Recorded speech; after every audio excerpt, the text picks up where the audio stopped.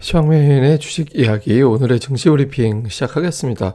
오늘 메인 이슈는 워낙 FMC에 다 집중되어 있었기 때문에 FMC 이야기를 할 수밖에 없는 것 같습니다. 우선 기본적으로 이게 점도표라는 거, 연준 사람들이 내년의 금리 또 내후년의 금리, 앞으로 금리가 어떻게 될 것 같아 이렇게 이제 점을 콕콕콕 찍는 건데 주로 이제 0.75에서 1.0 사이에 몰려 있잖아요. 평균 값이 대략적으로 0.9% 정도 된다라고 보거든요. 그러니까 내년도에 금리가 3번 정도 올라가겠구나. 지금 여기에 있는데 한 번, 두 번, 세 번 이렇게 이제 되는 거잖아요. 그리고 이제 내년도 이후에 2023년도는 중간값이 대략적으로 한 1.6% 정도 된다고 보거든요. 1.6이면 여기잖아요. 그러면 한 번, 두 번. 그래서 이후에 금리가 2번 올라가겠구나. 이제 그 다음에 중간값은 또 여기에 몰려 있기 때문에 그럼 2023년도에는 2024년도에 또 한 번, 두 번, 그러니까 2번 올라가겠구나. 그러니까 이렇게 이제 예상을 한 거죠. 그래서 생각했던 것보다는 엄청난 초강력 매파는 아니다. 물론 이제 내년도 한 2번 이상한 걸로 할 걸로 봤다가 그거에 비해서는 한 번 정도 내년도 속도가 더 빠른 것 같이 느껴지긴 하지만 총 횟수로 보면은 그렇게 빠른 건 아니거든요. 그리고 이제 또 한 가지는 이게 이제 롱거런이라는 게 있는데 이게 뭐냐면 그 경제에 타격을 주지 않는 수준의 어떤 중간값 기준, 그러니까 금리가 어느 정도 되냐, 요것도 되게 중요하거든요. 왜냐하면 이게 연준이 금리를 올릴 때 그 이상 올라가면 경제에 좀 부담을 줄 수 있는데, 그래서 보통 그 이상까지는 안 올릴 거야. 이렇게 이제 보는 그 기준선이거든요. 그게 지금 2.5% 정도 돼요. 그러니까 투자자들이 생각하기에 2023년도까지 대략적으로 금리는 1.5% 조금 더 되는 수준, 그 정도까지는 올라갈 것 같은데, 장기적으로 보면 2.5% 이상 금리를 올리지는 않을 것 같다. 그러니까 올리긴 해도 여전히 내년도, 내후년도까지는 저금리다. 이런 어떤 믿음이 있다 보니까 이제 시장이 좀 밀리지 않는 그런 상황이 만들어졌고, 다음에 이제 경제 전망 같은 경우도 GDP 지난달에 3.8%, 지난 FMC에는 3.8% 내년도 예상했었는데 이번엔 4.0으로 상향됐잖아요. 그리고 이제 실업률 같은 경우도 3.8에서 3.5로 낮춰졌고, 실업률은 낮은 게 좋은 거니까. 그래서 경제 전망도 긍정적으로 바꿔놨고, 그래서 걱정할 정도의 FMC는 아니었던 것 같다. 이런 평가가 시장을 올리는 그런 요인이 됐는데, 반면에 이제 부담스러운 것도 있었죠. 이게 이제 우리나라 확진자 추이 그래프인데, 확진자가 계속 증가되는 11월 이후에 보면 올라가는 그래프잖아요. 그러다가 이제 급기야 이제 방역 강화, 4명 이상의 사적 모임을 중단한다. 이제 내일 이후부터 1월 2일까지 이런 결정이 나왔죠. 그러니까 코로나 이슈가 나올 때마다 또 반응하는 일부 매도 자금들이 있거든요. 그래서 이런 어떤 매도가 또 작용을 하면서 지수가 적게 올라간 건 아닙니다만은 미국 같이 1%, 2% 이 정도까지 올라가지는 못하고 그러니까 어중간하게 올라가는 그런 흐름을 만들어줬던 것 같습니다. 근데 어쨌든 전체적으로 보면 FMC에 대해서 이렇게 좀 긴장도가 있었는데 이제 그렇게 긴장할 정도의 상황을 만들어주지 않은 것만 해도 다행, 이 정도로 보면 되겠습니다. 차트로 보면 이틀 동안 61선이 저항이 됐었는데 오늘 이제 넘어갔고, 이제 장중에 그 61선 언저리까지 내려오긴 했었는데 결국에는 꼬리 달고 다시 올라가서 이제 마감이 됐죠. 5일선도 이제 올라가서 이제 마감이 됐고, 근데 그래 봐야 결국엔 박스권이거든요. 지금 3000포인트에서 올라가면 떨어뜨리고 2900에서 밀려 내려오면 들어올리고, 요게 지금 10월 이후부터 계속 반복되고 있거든요. 그러니까 일단 3050 이상까지는 밀고 올라가 줘야 되는데 이제 그런 흐름이 안 나오죠. 그러니까 아직까지는 올라갔다 내렸다 갔다 이거 가지고 엄청난 의미를 두기는 애매하다. 그러니까 종가로 3050 이상에서 마감하는 날이 나오거나, 그러니까 종가로 2900 이하에서 이틀 이상 머무는 날이 나오거나, 이렇게 돼야 한쪽의 추세가 굳어졌다 이렇게 판단하는데 그 정도의 흐름이 나오지는 이제 않는 것 같습니다. 그러니까 수급에서는 다행스럽게도 어제 제가 외국인들이 FMC 끝난 이후에 수급이 어떤지 중요하다 말씀을 드렸죠. 근데 매수 들어왔습니다. 그러니까 1800억 원 이상 제법 매수가 들어왔고, 코스닥도 매수했고, 그러니까 기관 투자자들은 이제 금융 투자 매수 들어왔고, 양시장에서. 그다음에 코스닥 쪽에서는 다른 투자들도 매수하긴 했는데 투신이나 연기금 중에서 좀 매물이 나왔죠. 근데 어쨌든 외국인 투자자들 매수 들어온 게 제일 이제 긍정적으로 해석할 수 있는 상황인 것 같습니다. 그리고 업종으로 보면 전기전자, 그러니까 의약품, 화학, 그다음에 이제 통신, 운수, 창고 이렇게 매수했는데, 사실 이게 매수하는 업종 구조가 이게 썩 좋은 건 아니었어요. 그러니까 화학, 철강, 전기전자, 운수장비, 금융까지 매수가 좀 들어와 줘야 되는데 오늘 보면 금융 팔았고 운수장비 팔았고 철강 팔았잖아요. 그러니까 5대 종목 중에서 3개가 매도고 2개만 매수였거든요. 그래서 뭐 매수가 좋긴 하지만 외국인들이 작정하고 와 하고 이제 지수 끌어올려야지 이렇게 작정하고 붙은 건 아니었다. 이 정도로 볼 수 있겠고요. 기관은 이제 의약품 쪽이라든가 의료 정밀, 그러니까 이제 코로나를 좀 의식한 그런 이제 매매에 치우쳤다. 이렇게 이제 볼 수 있겠습니다. 코스닥 쪽에서는 이제 외국인은 제약주 열심히 팔았고, 그러니까 매수한 걸로 보면 디지털 콘텐츠 요거 이제 요거하고 IT 소프트웨어하고 이제 같은 업종으로 보면 되는데 이게 이제 게임주 들어가거든요. 그다음에 이제 반도체주 일부 이거는 이제 외국인 기관이 동반해서 게임과 반도체를 매수한 게 특징이었고 일부 2차 전지 관련주 매수가 약간 들어온 거 정도가 이제 오늘 양 주체의 특징이었습니다. 근데 최근에 이제 외국인들이 매도하면서도 이게 이제 외국인 투자들 이달 들어 이제 매매 동향을 좀 보면 삼성전자, 그 SK 하이닉스 이 종목은 계속해서 이제 매수 우위를 보여주고 있거든요.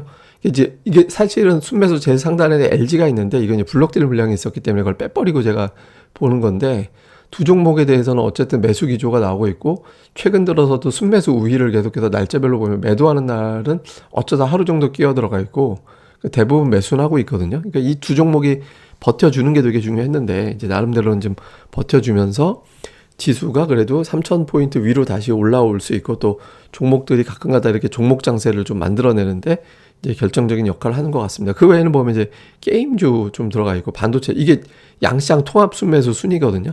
근데 코스피 종목보다 코스닥 종목들이 또 눈에 띄는 게 좀 있잖아요. 그러니까 외국인들이 이제 좀 적극 와 하고 대량으로 매수한다라기보다는 좀 골라 담는 분위기 뭐 그 정도의 어떤 흐름을 좀 만들어주고 있는 것 같은 그러니까 작정하고 붙는 정도는 아니다라는 거를 보여주는 것 같습니다.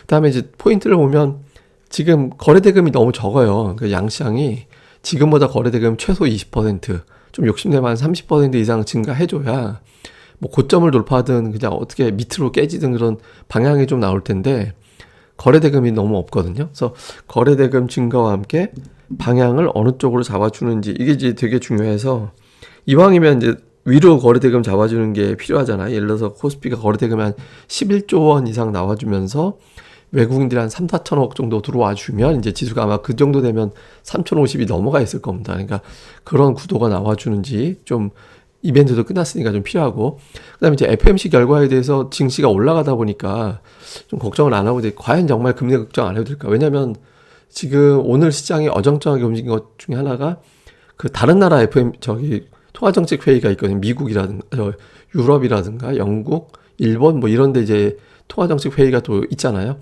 여기서 이제 뭐 미국 금리에 대해서는 오늘 좀 그래도 걱정 덜 해도 되겠다. 이 정도로 끝나긴 했지만 또 이제 미국이 금리 올린다라는 걸 예고를 해버리면 다른 나라에서도 올릴 공간이 생기면서 전 세계적으로 긴축이 이슈가 되는 그런 상황이 생길 수도 있거든요. 근데 다만 이제 미국이 제일 중요했기 때문에 그러니까 미국이 그런 상황을 만들어내지 않아서 다른 나라 금리 인상 횟수라든가 뭐 그런 게 좀 조절이 되고 또 미국이 이제 인플레이션 막겠다 이렇게 이제 한 거잖아요. 그래서 물가에 대한 부담을 좀 덜어냈다라는 점에서는 좀 걱정 쪽보다는 이제 좀 안도를 하는데 푹 놓을 정도는 아니고 이제 걱정이 안 된다 정도. 예, 그러니까 호재라기보다는 그 정도 분위기는 이제 만들어 준 거 정도 이렇게 보면 되겠습니다.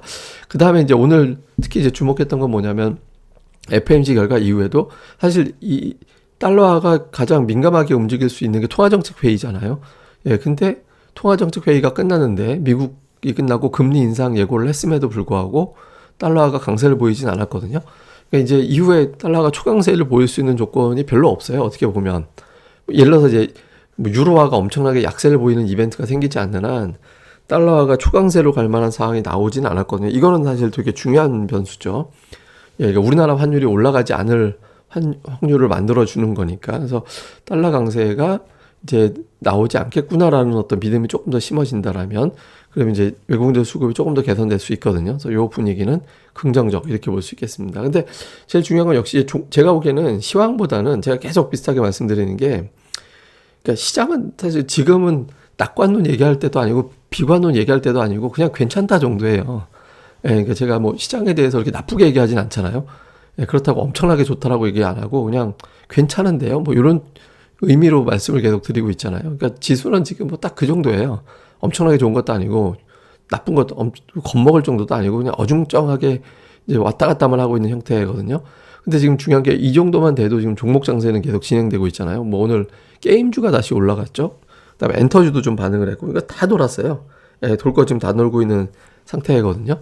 그리고 이제 제가 FMC 끝나고 나서 첫 번째로 어떤 종목을 움직이느냐, 이게 이제 흔히 얘기하는 성장주 쪽이 될 거냐, 가치주 쪽이 될 거냐, 이걸로 봐야 되는데, 이제 금리 올라갔을 때 반응하는 종목군들이 안 움직였거든요.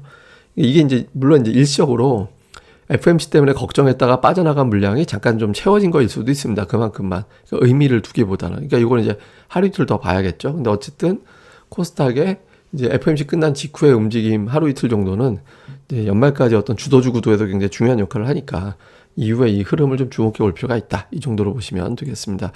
그 다음에 이제 제가 좀 중요하게 본 게 뭐냐면 그 대차대조표라는 거. 그 연준의 대차대조표라는 건데, 이거는 연준의 자산이 계속 는다면 뭐냐면 뭔가 사들여가지고 그냥 그 연준 창고에 쌓아뒀다는 얘기예요. 근데 사들일 때는 돈을 줘야 되잖아요. 연준에도 돈을 이제 공급했다는 얘기가 되는 거죠. 그래서 연준의 대차대조표가 늘어날 때, 자산이 늘면 시중에 공급한 통화량이 늘어났기 때문에 금융시장은 올라가는 그런 경향이 있거든요. 근데 오늘 이제 뭐 내용들을 보면 파월이 이번에는 이제 뭐 어떻게 할 건지에 대해서 별로 논의를 안 했다는 거예요. 그래서 테이퍼링 종료 전까지는 구체적으로 이제 어떻게 될 건지 전망을 세우지는 않을 거다. 근데 이제 다음 회의 정도에서 얘기는 나올 것 같긴 한데, 이게 이제 대차대조표가 왜 중요하냐면 이게 축소되기 시작하면 금융시장이 좀 위축되는, 이제 좀 빠지는 그럴 확률이 높아지거든요. 예를 들어서 이제 2014년도 때 스케줄을 보면 2014년 10월에 채권 매입이 종료가 되고, 그 다음에 기준금리 인상되는데 한 1년 정도 걸렸고, 그 다음에 이제 대차대조표 축소되는 데까지는 거의 2년 걸렸거든요. 그러니까 1년, 2년 텀 가지고 채권 매입 종료, 기준금리 인상, 그 다음에 대차대조표 축소 이렇게 되는데, 지금 당장 생각해보면 채권 매입 종료 내년 3월, 근데 기준금리를 내년에 3번 올린다는 얘기는 6, 9, 12로 예상이 되거든요. 만약에 그대로 갈지 안 갈지는 알 수가 없는 거니까 지금. 근데 어쨌든 3개월 차이면 예전에 때 비하면 거의 1년 있다가 올린 거에 비하면 굉장히 많이 좁혀진 거잖아요. 근데 지금 현실적으로 내년 3월에 끝난다라고 하고 내년 금리 인상이 이제 6월 정도로 예상한다라고 하면 대차대조표 축소는 논의만 한다라고 하고 얘기 안 나온 거 봐서는 내년도 하반기 이후 그때나 진행되지 않을까 이렇게 추정이 되거든요. 이게 지금 미국의 대차대조표 자산 늘어난 건데, 자산이 뭐 작년도 코로나 때문에 엄청나게 늘어났지. 이 돈을 그만큼 뿌린 거예요. 돈을 공급한 거거든요. 계속했는데 이게 지금 제가 왜 이걸 보여드리냐면 요때 2018년도 때 연준 자산이 줄었잖아요. 그때 2018년도 때 우리 증시 보세요. 그러니까 밀렸죠.